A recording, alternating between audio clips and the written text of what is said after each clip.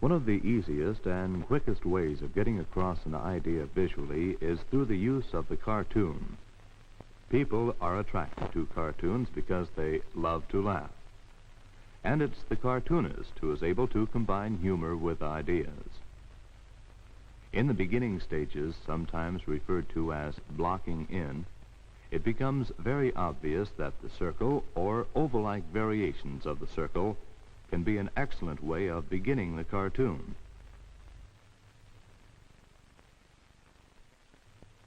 Start by concentrating all of your attention on the circle.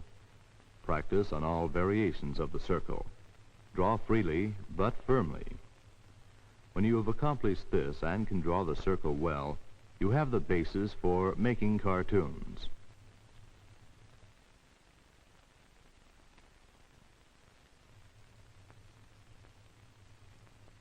For instance, a head can be drawn simply by using nothing but circles, or parts of circles.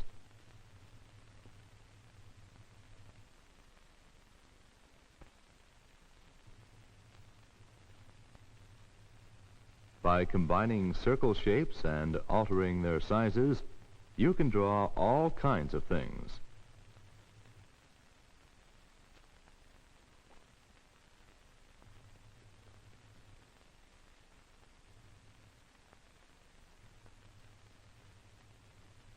After your drawings are completed, it's well to analyze them to see if your finished lines have accomplished their purpose.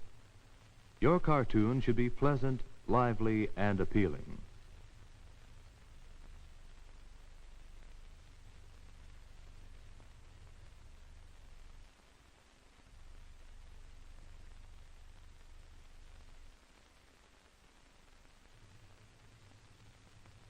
In the beginning, if you are patient while practicing these simple things, you'll find that soon you have developed the ability to extend them. Even the seasoned professional cartoonist uses the circle for blocking in.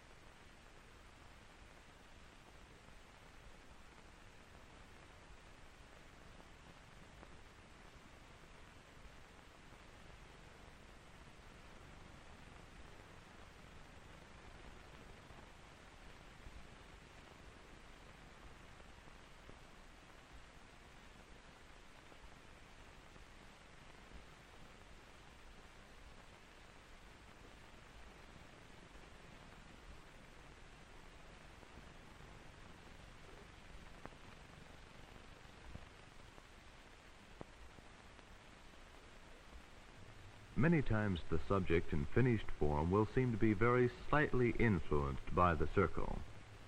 But if we study more closely, we find that this cartoon cow is built almost entirely with circular construction.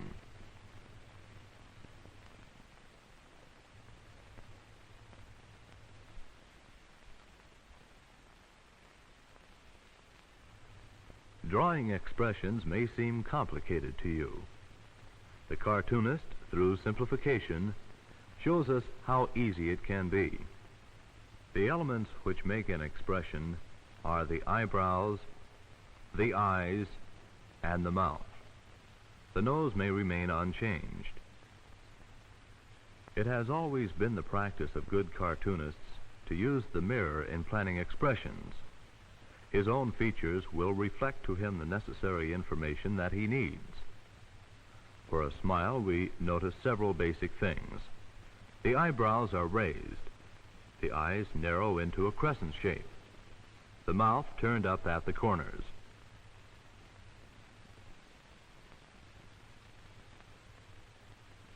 When we have this information, we find it a simple matter to transfer it to our cartoon.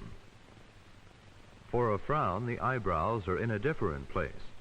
They're closer to the eyes. The mouth is, of course, turned down.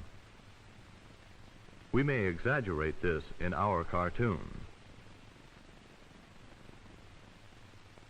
Crying is a more complicated expression, but it too can be broken down into essentials. The eyes and eyebrows are in about the same position as they were in the frowning expression, but the eyes are now closed, and the mouth is open and turned downward.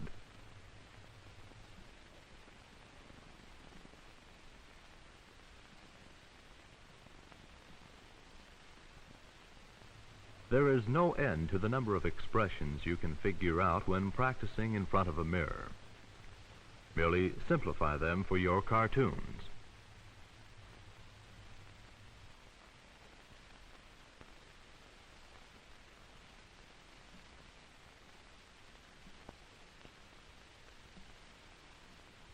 It makes no difference from what angle you draw your expressions.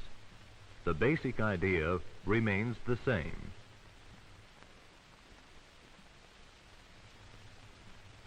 In cartooning, there is no real standard for proportion.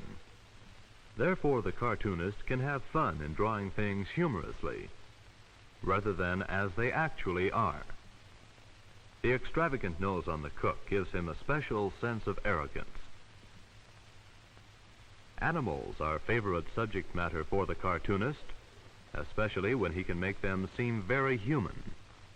There's no rule for size and exaggeration. Accentuating certain objects sometimes contributes to the idea.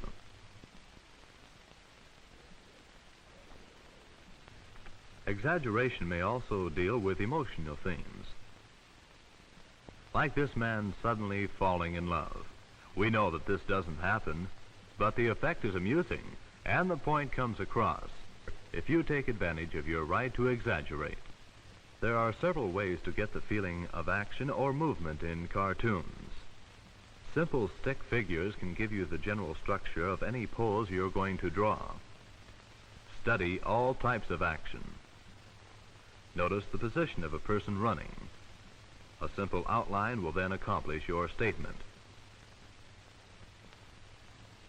Here is a car, quietly standing still on the paper. A few motion lines here and there, a shadow underneath, and a tilted position are enough to suggest that the car is in action. Drawing the same form in slightly differing positions is another way of showing action.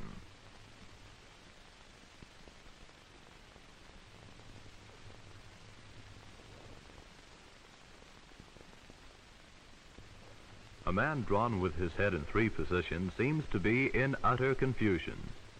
He just doesn't know where to turn.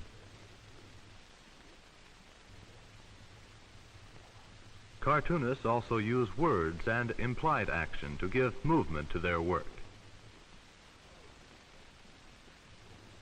Through the use of the motion picture camera, cartoonists have given us a whole new world of motion.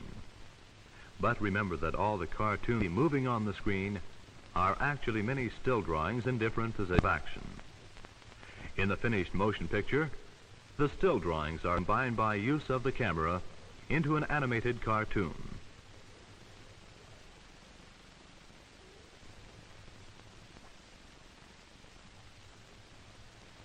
Remember that the circle will be of great help to you in creating cartoons. Circular variations will make it possible for you to draw all sorts of things with a free and flowing movement.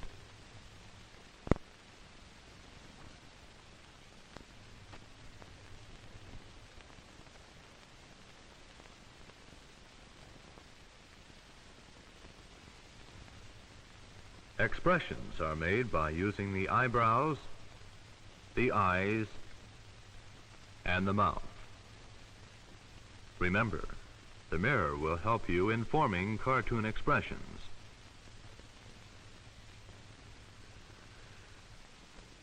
There are several ways of showing action.